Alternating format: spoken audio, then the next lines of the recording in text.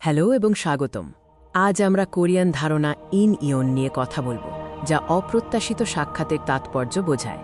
জীবনযাত্রা এবং সম্পর্কের প্রতি আমাদের দৃষ্টিভঙ্গি বদলে দিতে পারে এই ধারণা। ধরুন, আপনি পার্কে হেঁটে যাচ্ছেন এবং একজন অপরিচিত ব্যক্তিকে দেখলেন। আপনি মাথা নেড়ে হাসলেন এবং আপনার দৈনন্দিন জীবনে ফিরে গেলেন। কিন্তু কয়েকদিন পর আপনি একই ব্যক্তিকে সুপারমার্কেটে আপনার পিছনে দেখতে পেলেন। কোরিয়ান ইনিয়ন ধারণা অনুযায়ী এখানে গুরুত্বপূর্ণ কিছু ঘটছে। আসুন এই ধারণার গভীরে যাই এবং এর অর্থ বোঝার চেষ্টা করি। ইন ইয়ন মানে নিয়তি, তবে এটি বিশেষত মানুষ এবং সম্পর্কের মধ্যেকার নিয়তিকে বোঝায়। এটি একটি গভীর সংযোগের ইঙ্গিত দেয়। এটি বৌদ্ধ ধারণা যেমন সংসার এবং পুনর্জন্মের সাথে যুক্ত, যা ব্যাখ্যা করে আমাদের সম্পর্কগুলি অতীতের জীবন থেকে এসেছে।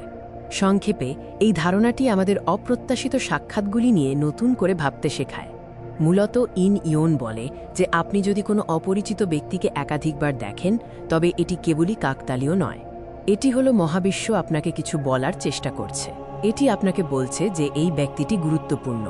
এই ব্যক্তি আপনার জীবনে এসেছেন কারণ তাদের কাছে আপনার শেখার কিছু আছে, যা আপনার জীবনে ইতিবাচক পরিবর্তন আনতে পারে।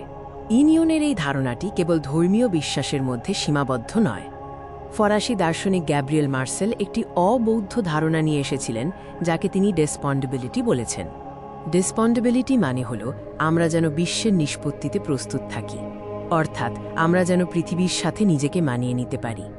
আপনি যখন ঘটনাগুলিকে অপ্রাসঙ্গিক দুর্ঘটনা হিসাবে দেখা বন্ধ করে বার্তা হিসাবে দেখতে শুরু করেন, তখন আপনি বিশ্বকে একটি সুযোগ হিসাবে দেখতে শুরু করেন।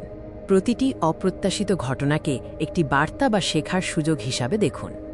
আপনি যদি সাহায্য পেতে এবং পরিবর্তিত হতে প্রস্তুত থাকেন, তবে আপনি নিশ্চিতভাবেই পরিবর্তিত হবেন। ইনিয়নের এই ধারণা আমাদের জীবনের ঘটনাগুলির প্রতি নতুন দৃষ্টিভঙ্গি দেয়। ইনিয়ন হল পথ অতিক্রম করার তত্ত্বের দার্শনিক সংস্করণ। এটি বিশ্বাস করে যে অপ্রত্যাশিত সাক্ষাৎগুলি কেবল দুর্ঘটনা নয়। যদি কেউ আপনার জীবনে আসে, তবে তার পেছনে একটি কারণ থাকে। বারবার কিছু ঘটলে মহাবিশ্ব আপনাকে শেখার কিছু বলছে। ভিডিওটি প্রস্তুত করেছেন বাপ্পি।